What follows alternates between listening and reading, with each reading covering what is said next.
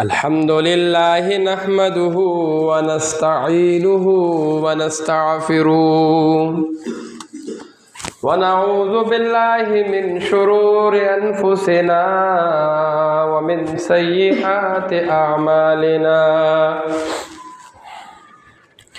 من يهده الله فلا مضل له ومن يضلله فلا هادي له وأشهد أن لا إله إلا الله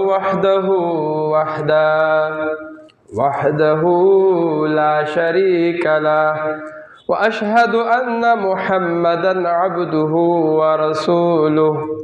أما بعد فأعوذ بالله من الشيطان الرجيم بسم الله الرحمن الرحيم يا أيها الذين آمنوا كتب عليكم الصيام كما كتب على الذين من قبلكم لعلكم تتقون إن الله وملائكته يصلون على النبي يا أيها الذين آمنوا صلوا عليه وسلموا تسليما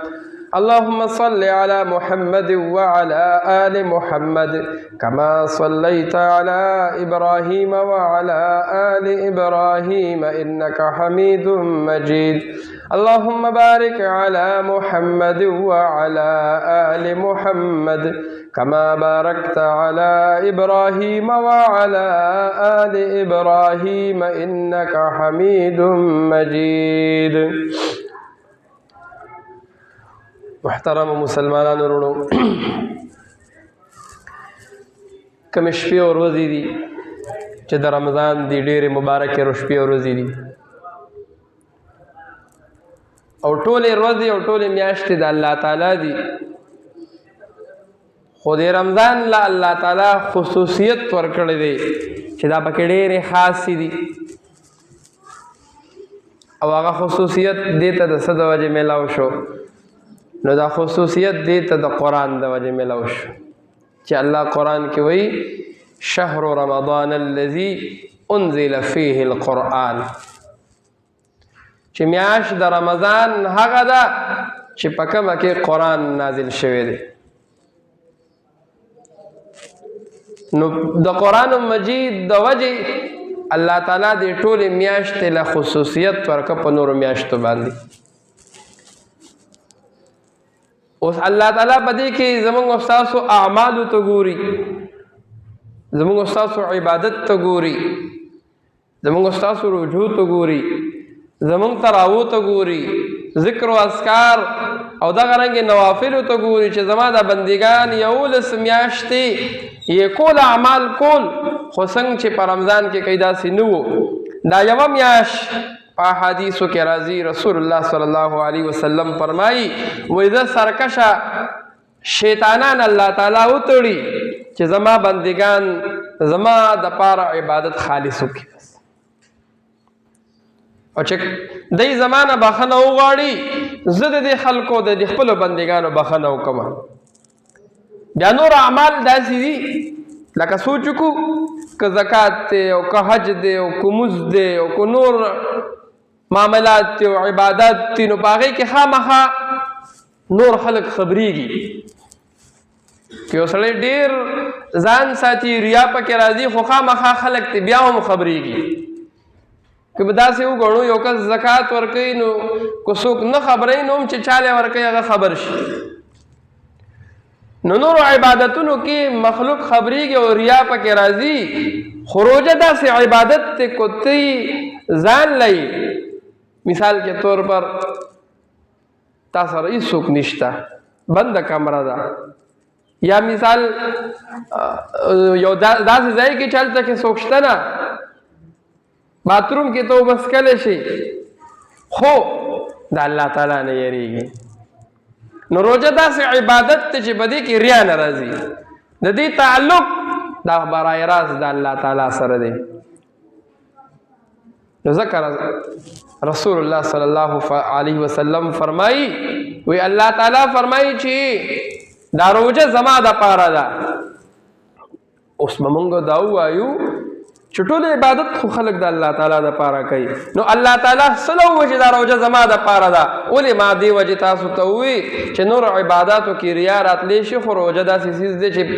پولیس نه چې تاسو به 24 غنټې یو کس مقرر وي چې ته به خورې څکې نه، موقع به درته میلاو شي، خو بیا هم صرف او صرف خالص د الله تعالی نه بنده یېرېږي، نو څه کوي روزه نه ماتي. نو الله تعالی وایي چې دا روزه خالص زما دپاره ده او د دې بدله به زه پخپله ورکو. اوس د نورو اعمالو بدلې هم الله تعالی ورکوي. نکته دې ځای کې دا ده بعضې ټیم داسې وي انعامات تقسیمیږي، نو عام یو څو انعام خلک خپله ورکي او بعضې انعاماتو له ویره دا پلانکې سړی به ورکي. یا بادشاہ چاله مطلب چې دنو تحفې او تخایف ورکوي، نو بعضې تحفې او بعضې خلکو له په وزیرانو ورکي او بعضو له الله تعالی بادشاہ وایي دا ولې زه په خپل لاس ورکوم، ولې هغه خاص وي. نو چې د الله د لاس نه اجر او ثواب زمونږ په دې روزه میلاویږي، دا به کم مقام به وي چې الله تعالی او فرمایل چې د دې اجر او ثواب د دې ښکلې روژې چې کله ده ونیسله د دې بدله به زه په ورځ د قیامت د خپل بنده له په خپل لاس ورکوم چې دا واله.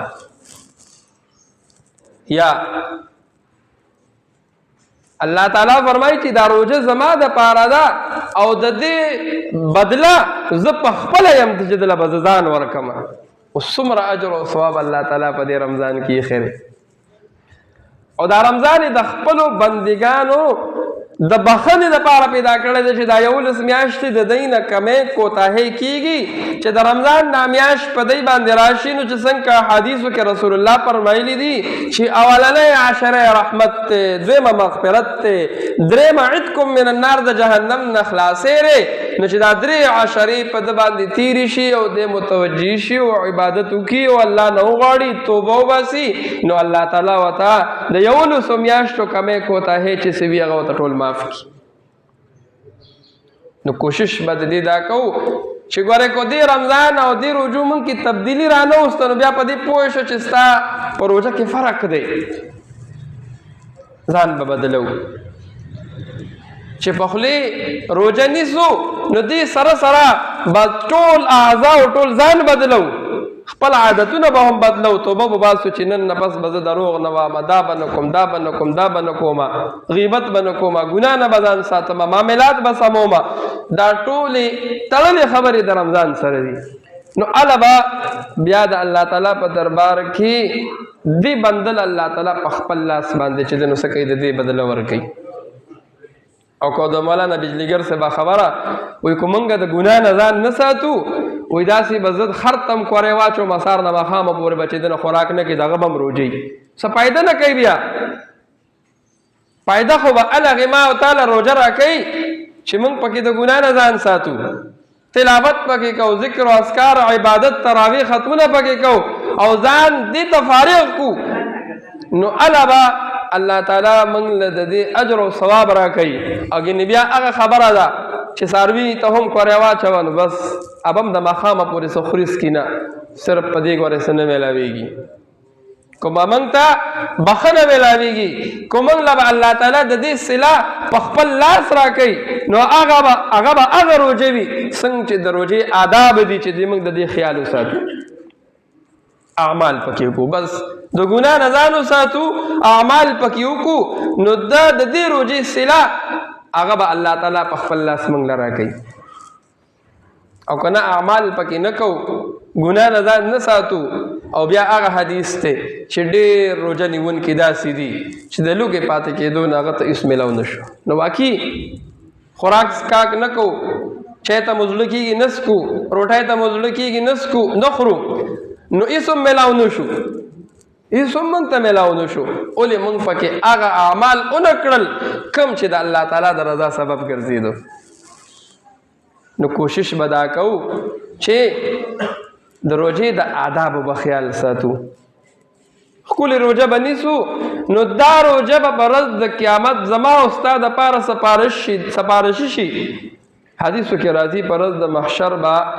هېڅوک د چا دپاره سپارش نشي کولی. بچي به دې نشي کولی، ښځه به دې نشي کولی، مور او پلار به دې نشي کولی. مال چې د دنیا کې څومره ګټلی دی دا کو الله تعالی له په فدیه کې او په عوض کې ورکوي. الله تعالی وایي قبول نه دی.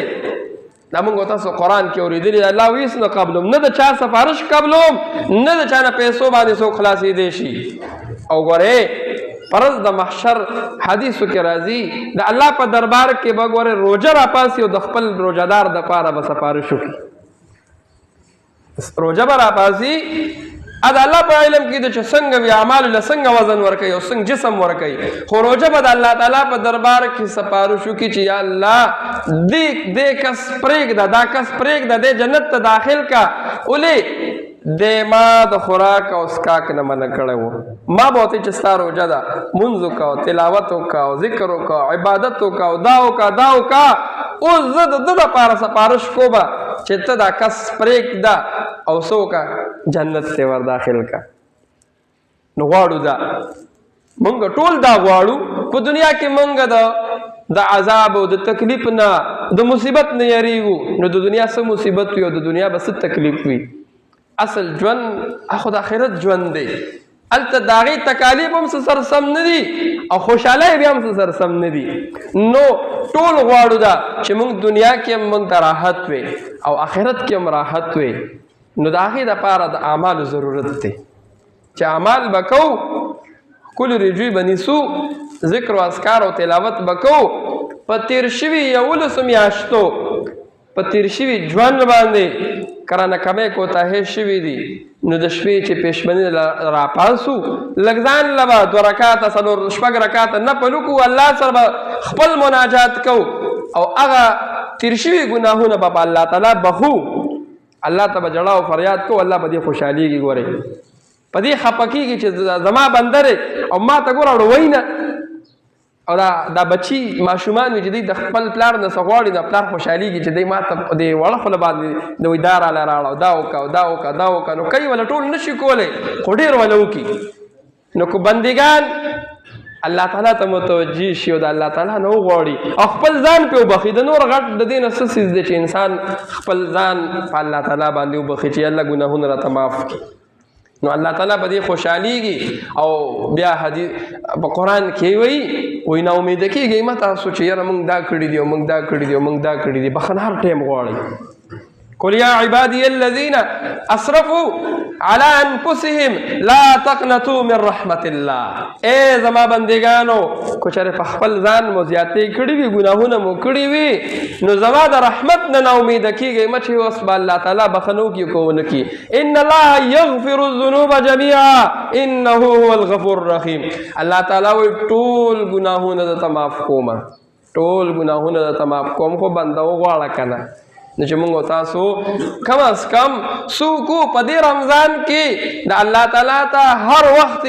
متوجه و په د الله تعالی باندې خپل ځان وبخو. خبره مې دا کوله چې څنګه رمضان صرف دې ته نشي ویلی چې موږ به خوراک او څښاک نه کوو، بلکې څه کوو دې کې به اعمال کوو. کوشش به د دې دا کوو چې څومره رانه کېدی شي. بله خبره څه پکې ډېر وکړو نو په حدیثو کې هم راغلي چې تاسو پکې څه اعمال کوئ. تاسو پکې د رمضان خپل اعمال دي، کوم اعمال دي؟ لومبی د رمضان اعمال هغه روژه نیول دي او ورپسې چې کوم دی د دې تراویح دي. دا مې دله وي د حدیث فضایل اعمال کې حدیث دی وایي دا مې دله د ثواب څیز وګرځاو چې تاسو په دې سره نزدېکت حاصل کړئ، سجدې وکړئ، قرآن واورئ. قرآن مجید پکې اورېدل ځان له سنت دی. اخو بله خبره ده چې نن سبا میډیا په دې لګیا ده چې تراویح شته او نشته او شته او نشته. هغه خلکو چې کومو تراویح کولې د چا پلار هم په هغې نشي بندولی او چې کومو نه کولې هغې له دلیل پیدا شو. یو مولان خو وایي چې نشته. هلکه دا رمضان کې 2 رکعاته نفل کول، تراویح به داسې وګڼو نفل دي، نو 2 رکعاته نفل کول الله وایي نفل دله په فرضو بدلو. داسې میاشت ده چې نفل دله په فرضو بدلومه، نو په کار نه دي چې موږ پکې وکړو. تراویح پکې سنت عمل دی چې د تراویح اهتمام وکړو بیا د قرآن مجید اورېدل هغه ځان له موضوع ده چې په یو حرف الله تعالی څه ورکوي بیا په رمضان کې یو پویا بدلی نو چې انسان قرآن اوري او بیا ټیم اوږدېږي حدیث کې راځي وی الف لام میم یو حرف نه دی الف لام میم سوره ټیم پې تیر شو دا وی درې حرف دي الف ځان له دی لام ځان له دی میم ځان له دی چې کوم بندا تراویح کې قرآن واوري یا ځان له ختم شروع کړی وي او بعضې مشران او نارینه او زنانه ماشاءالله الله دې ولا قبول کې په رمضان کې بلا ختمونه کوي بلا شی ختمونه کوي دې ته کار ویلې وي او مونږ خو بیخي دې ته نه سمېږو فضایل اعمال کې شیخ زکریا رحم الله لیکلي دي